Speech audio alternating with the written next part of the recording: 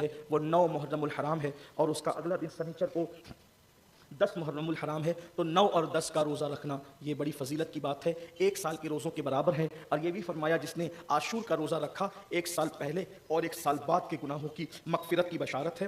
اور حضور علیہ السلام نے جب دیکھا کہ 10 محرم کو مدینے کے یہود روزہ رکھتے ہیں تو اللہ کے رسول علیہ السلام نے فرمایا ان سے پوچھو یہ کیوں رکھتے ہیں، تو انہوں نے بتایا کہ ہم موسیٰ علیہ السلام کو اور ان کی قوم کو فرعون اور فرعونیوں سے نجات ملی تھی، اسی خوشی کے اندر ہم روزہ رکھتے ہیں۔ تو میرے آقا علیہ السلام نے فرمایا موسیٰ ہمارے پیغمبر ہے، ہم ان سے زیادہ حقدار ہیں موسیٰ علیہ السلام کا دن منانے کے حوالے سے، البتہ یہ 1 رکھتے ہیں تو ہم ان کی مشابہت سے بچنے کے لیے 2 رکھیں گے، یعنی 9 اور 10 کو رکھیں گے۔ تو اس لیے 9 اور 10 کو روزہ رکھنا یہ سنت ہے اور اس کی بڑی فضیلت ہے۔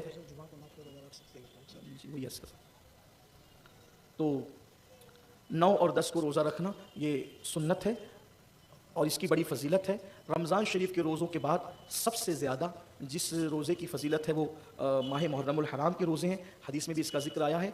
تو لیکن چونکہ اس مرتبہ 9 محرم الحرام جمعہ کے دن آ رہا ہے تو بہت سارے لوگوں کے اندر یہ ہے کہ بھئی جمعہ کو تو نفل روزہ نہیں رکھ سکتے۔ یاد رکھیں ایسا نہیں ہے، مطلقاً نفل روزہ رکھنے کی ممانعت نہیں کی گئی ہے جب جمعہ کے دن، جمعہ کا دن روزے کے لیے مخصوص کرنے سے کہ بھئی خاص جمعہ ہی روزہ رکھنا، اس یعنی مخصوص کرنے سے جو وہ ممانعت آئی ہے۔ رہی بات اگر آپ ایام 20 کے روزے رکھتے ہیں یعنی 13، 14، 15 کا روزہ رکھتے ہیں، اسی طرح شب برات کا روزہ رکھتے ہیں، عرفہ کا روزہ رکھتے ہیں، اور اگر اس دن جمعہ آ گیا تو جمعہ کو روزہ رکھ سکتے ہیں، نفل روزہ، اس کی کوئی ممانعت نہیں ہے۔ اسی طرح ماہ محرم شریف کا روزہ عاشورہ جمعہ کے دن آ گیا یا سنیچر کے دن آیا 9، 10 کو رکھنا ہے تو رکھ سکتے ہیں۔ اس میں جو خلجان لوگوں میں بہت ساری چیزیں لوگ خامخواہ کچھ چیزوں کو یعنی کہ غلط آگے بڑھاتے ہیں، تو ایسا کچھ بھی نہیں ہے۔ تو روزہ رکھنے آپ رکھیں، روزوں کا اہتمام کریں، درود شریف کا اہتمام کریں، تلاوت قرآن کا اہتمام کریں، سبیل امام حسین کا اہتمام کریں، صدقہ دیں، امام عالی مقام کی طرف سے صدقہ دیں، نیاز کریں، لوگوں کو کھانا کھلائیں، اس کی بڑی برکتیں ہیں انشاءاللہ تعالیٰ۔ کبھی موقع رہ چکے ہم تو داستان کربلا بیان کرتے ہیں تو ایسا موقع ہی بیچ میں نہیں آتا کہ ان ساری چیزوں کا تذکرہ کیا جا سکے، اس لیے میں آپ سے کہتا ہوں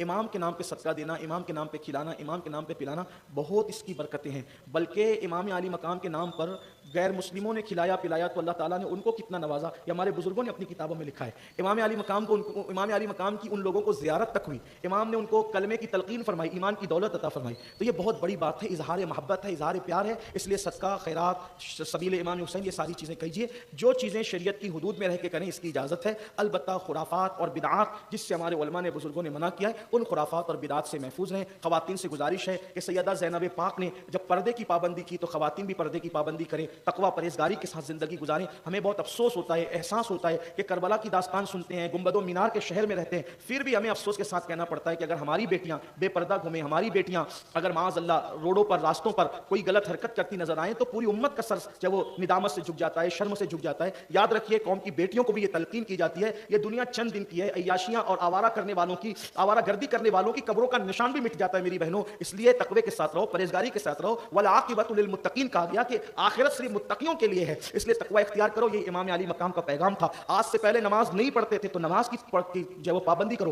طے کرو۔ امام آپ نے جس نماز کو تحفظ دیا وہ نماز کبھی نہیں چھوڑیں گے۔ امام آپ نے جس پردے کے لیے تلقین فرمائی وہ پردہ ہم کبھی نہیں چھوڑیں گے۔ آپ نے پڑوسیوں کے ساتھ حسن سلوک کی تعلیم دی، ہم پڑوسیوں کے ساتھ بدتمیزی سے کبھی پیش نہیں آئیں گے۔ آپ نے ماں باپ کے ساتھ حسن سلوک کر کے دکھایا۔ امام حسین اور امام حسن اپنی امی سیدہ فاطمہ الزہرا کے ساتھ کبھی کھانے نہیں بیٹھتے تھے۔ کسی نے پوچھا آپ کی امی تو بہت متقیہ پارسا رسول اللہ کی شہزادی ہے، آپ ان کے ساتھ کھانا کیوں نہیں کھاتے؟ تو شہزادوں نے کہا اس لیے نہیں کھاتے کہ امی کی نظر کسی لقمے پر ہو اور ہمیں اس سے اطلاع نہ ہو اور وہی لقمہ اٹھا کر ہم منہ میں ڈال لیں تو امی کی بے ادبی ہو سکتی ہے۔ ہم بے ادبی سے بچنے کے لیے ایسا کرتے ہیں کہ امی کے ساتھ بیٹھ کر کھاتے نہیں۔ اندازہ فرمائے ماں کا یہ احترام انہوں نے سکھایا۔ لیکن ہمیں حیرت اس بات پر ہے کہ ہم کربلا سن بھی رہے ہیں، رو بھی رہے ہیں، آنسوؤں کی سوغات بھی پیش کر رہے ہیں، لیکن زندگی کے اندر تبدیلی کیا ہے، انقلاب کیا ہے؟ مسلمانوں جب تک تبدیلی نہ آئے آپ سچے حسینی نہیں ہیں۔ سچی حسینیت تبدیلی کا نام ہے، حسینیت انقلاب کا نام ہے، حسینیت دین پر سختی سے عمل کا نام ہے، حسینیت شریعت کے تحفظ کا نام ہے، حسینیت دین پہ مر مٹنے کا نام ہے، حسینیت دین کے لیے سب کچھ قربان کرنے کا نام ہے، حسینیت دین کے لیے سب کچھ لٹانے کا نام ہے، حسینیت اللہ اس کے رسول کی محبت میں ڈوب جانے کا نام ہے، حسینیت اللہ رسول کے لیے قربانی دینے کا نام ہے۔ اس لیے